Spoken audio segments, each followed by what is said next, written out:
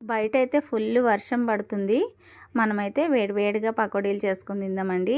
వేడివేడి పకోడీలు చేసుకుని చాయ్‌తో తింటే చాలా బాగుంటాయి. ఒక మిక్సింగ్ బౌల్ తీసుకుని దాంట్లోకి ఇవి 4 ఉల్లిపాయ చీలికలండి. 4 ఉల్లిపాయలు మీడియం సైజువి తీసుకుని సన్నగా ఇలా కట్ చేసుకుని తీసుకోండి.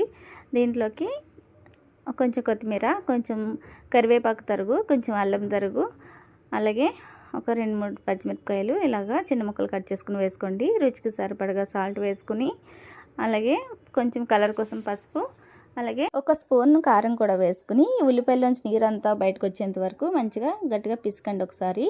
తర్వాత దీంట్లో కొంచెం వంట సోడా వేసుకుని, అలాగే ఒక కప్పు శనగపిండి, 2 స్పూన్ల బియ్యపిండి కూడా వేసేసుకుని, ఇది వాటర్ ఏమి యాడ్ చేయకండి. కావాలంటే ఇందులో వచ్చే వాటరే సరిపోతాయి. అంతకు అవసరం అనుకుంటే ఒక 2 స్పూన్లు యాడ్ చేసుకోండి. బాగా కలిపేసుకుని ఇది పక్కన పెట్టేసుకుని ఆయిల్ పెట్టుకుని పొయ్యి మీద మంచిగా పకోడీలా వేసేసుకోండి.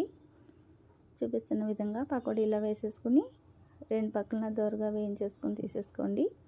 అలాగే పకోడీలన్నీ వేయించేసిన తర్వాత దీంట్లోకి కొంచెం కరివేపాకు, ఒక 4 పచ్చిమిర్చి చీలికలు కూడా వేసుకుని వేయించేసుకుని పకోడీల మీద వేసేసుకోండి. టేస్ట్ అయితే అద్దరిపోతుంది. మన పకోడీలు రెడీ అయిపోయినాయండి. వేడివేడిగా పకోడీలు చాయ్‌తో తింటే చాలా బాగుంటుంది. వీడియో నచ్చితే లైక్ చేసి సబ్స్క్రైబ్ చేయడం మర్చిపోకండి.